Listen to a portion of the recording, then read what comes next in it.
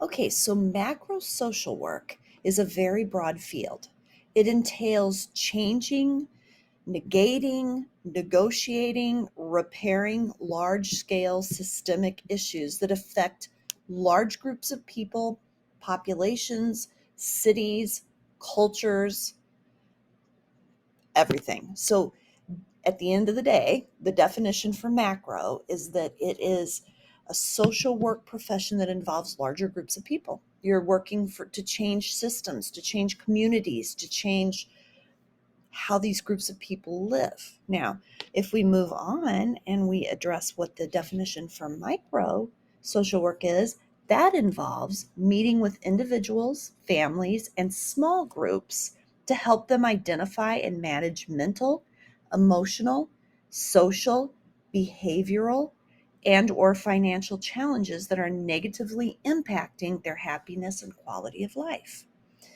Now, in our instructions, module 5, with my partner Sarah, she and I did a little interview thing, and we had chosen the scenario of Sierra, who was a 16-year-old girl who had an 8-month-old baby. Boyfriend was still in the picture, who's baby's dad. However, he doesn't want anything to do with the baby. So that's a problem. However, Sierra chose to focus on the relationship she has with her mother first, to work on that first, because she lives at home with her baby and with her mother and with her grandmother and with her great grandmother. And her mother is the one who provides for the whole family. She's the only one who cooks, cleans, and works full time. Sierra is having trouble getting out of bed. She's dropped out of school. She's not working. So, and again, she's only 16. She's watching her friends enjoying life, being free, and that's not the case for her. So anyway, when we jumped to module 5, what we did there was we were introducing and just kind of getting an idea of what her issues were. So obviously Sierra in real life needs micro help. She needs a therapist. She needs individual help with her situation. However, if we bump that and change it into a macro approach, and what we would be looking at is the same issue that Sierra fell into. It's young people getting pregnant, young people having young people. And so these unplanned pregnancies for young people really do affect not only the young girl, but the baby, the girl's family, extended family, friends. Sierra dropped out of school. So at this point, she's not even qualified to, get a decent job that might support her family. So early young people who have babies is definitely a macro level issue in many locations. So the first thing that would happen here is we're supposed to pick a macro level strategy, change strategy, and discuss how it might be used to target this in a macro change situation. So from this textbook called Macro Social Work Practice, Working for Change in a Multicultural Society by Michael Reich, he starts it by talking about community problems and issues. And of course, in our case, it's young people getting pregnant, unplanned pregnancies. So he says that a problem solving approach is a good way to start visualizing how you can impact the community. A problem-solving approach consists of 3 primary tasks. The first is to gather information from key informants in the community. These include formal and informal leaders, longtime community members, and those who are already receiving services. So basically, you got to get information. They would have to go in and get information, data, how many young girls are pregnant, where are the locations that this is really happening the most, and just get the data so that they can establish the basis for setting up help. Now, the second task is to explore the professional literature on the community's problems, including existing research and other forms of evidence. We then use suitable theoretical frameworks to interpret the supporting data that are collected. These lead to the third task, the selection of what factors help explain the underlying causes of the presenting problem. By determining the problem's causes, practitioners can work with community members to identify the target for intervention and the form that interventions will take. So, a problem-solving approach would be appropriate for a macro situation that's dealing with unplanned pregnancies in young people, because we need to solve that problem. That is a problem that impacts a lot of people in the peripheral of these young girls' lives. So that's the first step, problem-solving approach. Now, in the same textbook, it goes on to talk about models of community practice. And so specifically, we were supposed to identify a macro level change strategy.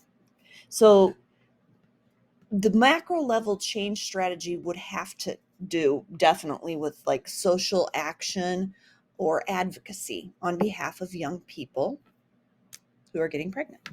So in the text, it says the purposes, so advocacy would include obviously education. But the purposes of educational work, such as that involved in advocacy, are to increase access, resources, and opportunities for populations at risk. Inform service providers, policymakers, and the public about unmet or undeserved needs or underserved needs, and educate the public and critical decision makers about a particular problem. An overarching goal of educational work is to develop people's ability to understand and act upon their social environment. From this perspective, the ability to engage in power analysis is critical, including the ability to identify the sources of one's individual or group power. It also involves developing specific skills to address power deficits and increasing power resources. The role of the organizer is as a consultant or, through dialogue, facilitator to avoid replication of traditional power relationships. So, bringing that in, I'm going to read one more paragraph here because he then goes on to say a related activity, which is social reform, it strives to link the expansion of rights, resources, and opportunities to changes in the political economic structure. In this regard, there is a key distinction between reformist reforms that leave the basic structure of a system or intuition intact, such as the Affordable Care Act, and non-reformist reforms that fundamentally alter the system. So honestly, the text holds so many different things. So as far as this goes, what I would say is, again, I would identify this as definitely a macro problem that needs to be done with a problem solution. You got to come up with a solution for it. There's no other policy that will work. This needs to be an advocacy platform, and it needs to contain social action, because those things are what's going to benefit, to teach, to help, to support, to offer resources to the young people who are getting pregnant. So anyway, the final thing here is, what are two ethical considerations that will influence targeted change outcomes? Explain. So, in the world of pregnancies, especially today, it's a hot topic. And so, ethical considerations are going to be the dynamic that's at play with who would want to carry the baby to term, who would possibly want to abort it, who would want to have an abortion. That's always been around, but it seems to be a hotter topic today. So that is a definite ethical issue that will have to be spoken with, dealt with, decided there. So another ethical consideration is the situation that, so the mom is running a whole household. And right now, the daughter, Sierra, is only 16, but she's not in school. She's not working. She's not doing anything. So it's in the situation that she and her mom have, since she is a child, her mom is her parent. Now, she is a parent. She's in charge of a human being herself. So that's a whole different dynamic in the house. And now that Sierra's not working, not contributing, it could fall into ethics with dealing with this mother-daughter relationship. I think it just it's a tough situation. And then you got the boyfriend floating around. Do you let him stay? What are you going to do about birth control there? So there are a lot of ethics at play in this because you're dealing with a lot of human lives. So anyway, that is my video, and I think I went too long, but thanks for listening. Bye.